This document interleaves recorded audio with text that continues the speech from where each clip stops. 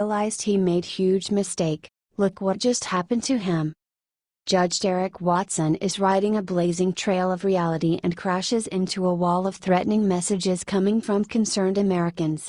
Judge Watson struck down President Trump's travel executive orders that protects Americans from radicalized Islamic terrorists.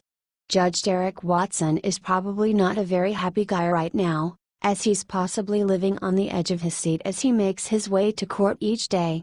The threats are so bad that the FBI is involved and deputies may be sent to offer protection. That's funny because President Trump offered protection with his travel restrictions that would protect people from terrorists, but I guess that wasn't important to the Hawaii judge. Is this the part where we mention the judge is friends with Obama? Or do we save that part of the theory for later? The FBI states that they are aware of threats being directed at the Hawaiian U.S. District Judge Derek Watson, the man responsible for deciding against President Trump's travel executive order and potentially placing the entire country in danger. Don't worry though folks, they'll be okay in Hawaii. People don't usually mess with Hawaii. You would need some Somali pirates to paddle a boat filled with Muslims to Hawaii in order for there to be an incident in Hawaii. I'm not sure that Muslims know how to swim. They're good at flying and driving into things, but they don't quite have a navy yet. Honolulu. The FBI says authorities are aware that the federal judge in Hawaii who ruled against President Donald Trump's travel ban has received threatening messages. FBI spokeswoman Michelle Ernst said Thursday the agency is aware of reports of threatening messages against U.S. District Judge Derek Watson and is prepared to help if necessary. While the FBI did not provide details on what states the threats are originating, sources told CBS affiliate KGMB that they are coming from the mainland, or the continental U.S. Former federal agent Tommy Ayu told KGMB that it's not unusual for additional deputies to be brought in to help the local U.S. Marshal's office with protection needs. The U.S. Marshal's Service will do a critical risk assessment, look at the threat, make an analysis, and determine the level of protection needed, he said. Judge Watson made a huge mistake. Not only do we have living proof that the refugee program is a disaster, Sweden/Germany, but we know Muslim terrorists are bred like cattle over in those 6 countries for which travel ban restricts entry and requires extreme vetting. I wonder how long it takes Judge Watson to reverse his decision and think about the country first, other people second. They say that in a married household, the 2 most important people in the home are the parents. If the parents are happy first, then the kids will always be happy as well. Same rule applies for America. If we the people are always happy first, then we can help others better. We come first. Outsiders come second. Keep us happy, then we'll be happy to help others. Judge Watson needs to put his country first. Elementary, my dear want.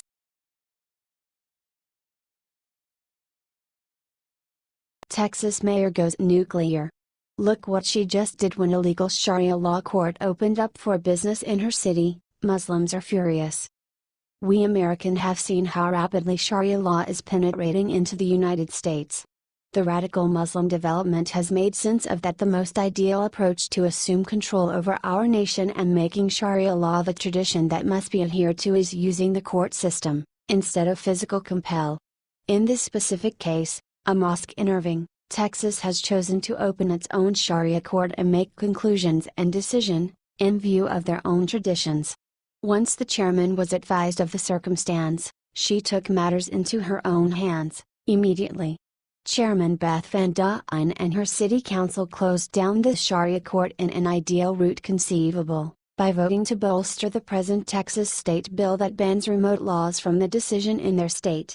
Obviously, these radical Muslims are insulted. From the Political Insider, this radical group of Muslims is not pleased with the mayor of Irving, Texas after she put the end to America's first Sharia court.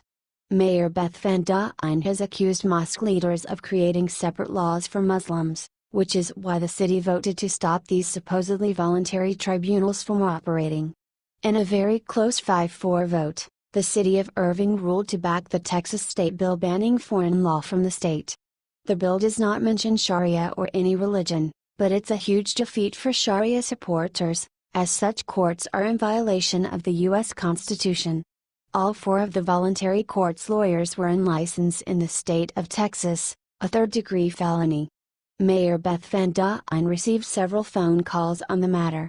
It seems that the Islamic Tribunal not only was unlicensed, but they failed to notify the city of their legal court being operated in city limits.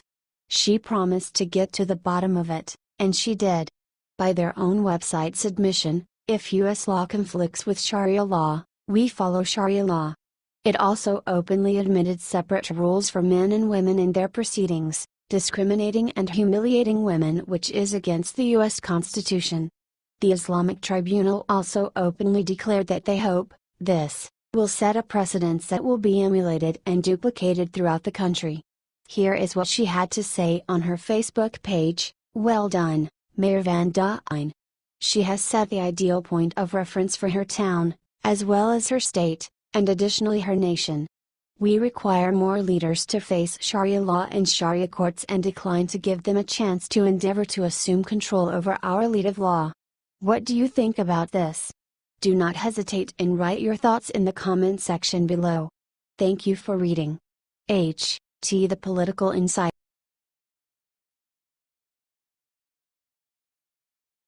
WikiLeaks Julian Assange releases video America needs to see. Trump was right.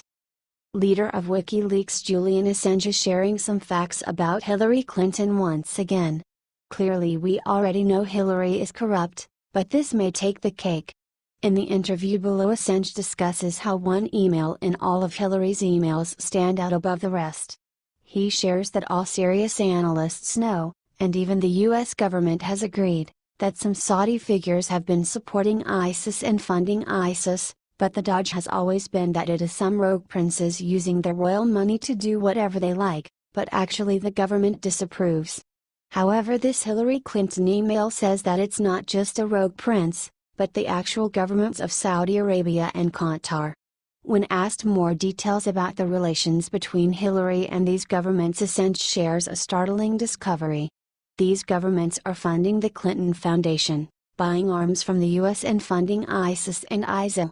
He shares under Hillary Clinton, and the Clinton emails reveal a significant discussion of it. The biggest ever arms deal in the world was made with Saudi Arabia, more than $80 billion. During her tenure, the total arms exports from the US doubled in dollar value. She's even more wrapped up in criminal activities than we originally thought and using the US to arm the enemy. Watch the video below. If you haven't checked out and liked our Facebook page, please go here and do so.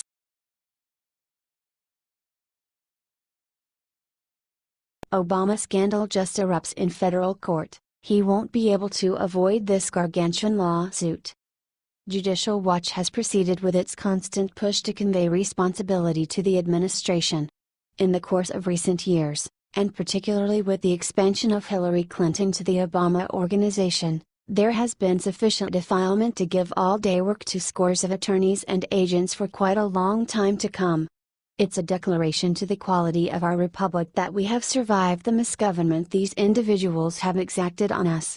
We're very acquainted with the Obama White House's asserted keeping an eye on individuals from Donald Trump's campaign team and different adversaries of the Democratic Party. It has moved toward becoming an incredible bazaar. Judicial Watch today announced it filed a Freedom of Information (FOIA) lawsuit against the U.S. Department of Justice and the National Security Agency, NSA, for information about Obama National Security Advisor Susan Rice's communications with the two agencies concerning the alleged Russian involvement in the 2016 presidential election, the hacking of DNC computers, the suspected communications between Russia and Trump campaign, transition officials, and the unmasking of the identities of any U.S. citizens associated with the Trump presidential campaign or transition team who were identified pursuant to intelligence collection activities. Be that as it may, now, justice won't be distant. Judicial Watch has formally sued to get the reports that would uncover the degree of the reconnaissance movement. That is a horrendously long articulation, yet it's pressed with data. For a certain something, unmistakably this claim is extraordinarily thorough. As such, Judicial Watch is not simply snacking around the edges of the issues, however, is assaulting the whole scandal with the objective of ferreting out every one of the players and also whatever wrongdoings they may have conferred. We want to know about the Obama White House involvement in the unprecedented spying on Donald Trump and other political opponents, said Judicial Watch President Tom Fitton. This intelligence operation may have led to the illegal unmasking of Americans and the leaking of intelligence information to foment the story of Russian hacking of the DNC and sinister Russian influence on Trump and his associates. The Trump administration has an opportunity to expose what the Obama White House was up to.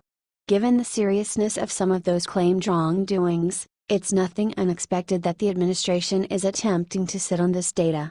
On the off chance that doubts end up being valid, criminal arraignments will clearly take after.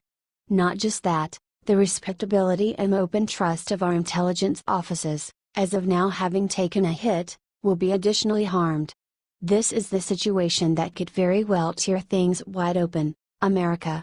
The main question now is, will Obama ever be rebuffed for keeping an eye on us? What do you think about this? Do not hesitate and write your thoughts in the comment section below. Thank you for reading. H.T. Judicial Watch.